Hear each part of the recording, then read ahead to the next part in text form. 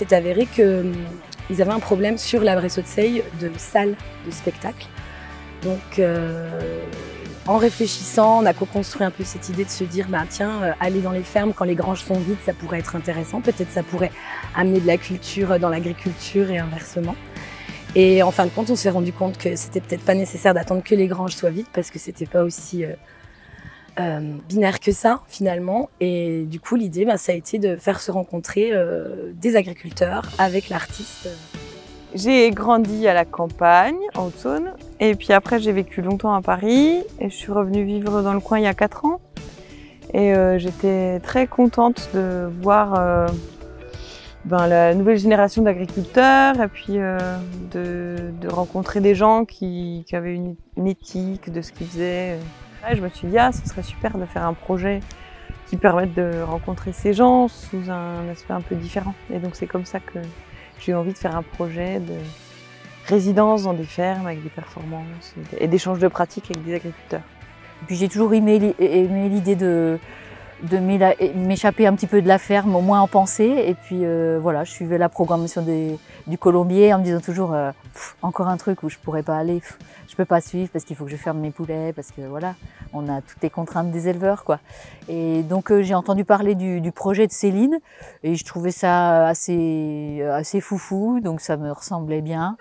Et donc j'ai dit oui.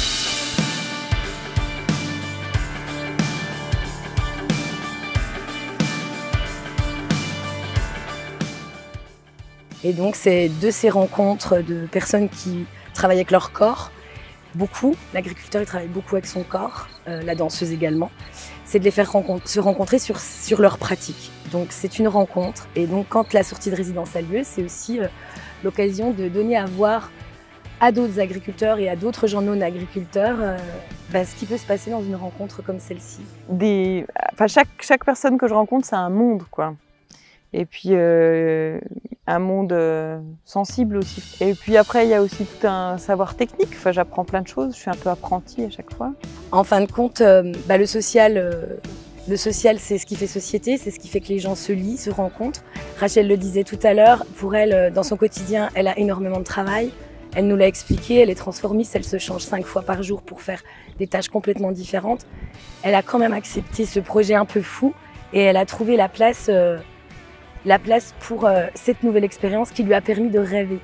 Et du coup, c'est peut-être ça permettre aussi aux agriculteurs de se donner le temps de rêver et de se regarder eux-mêmes aussi autrement. Et ça, on ne l'avait pas prévu à l'avance. On fait aussi en sorte qu'un territoire, on soutient les initiatives d'un territoire, et ça, c'est du développement social territorial.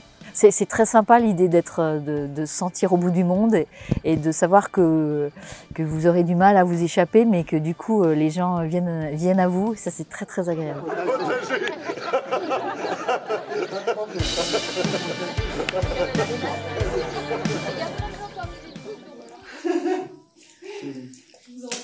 Merci.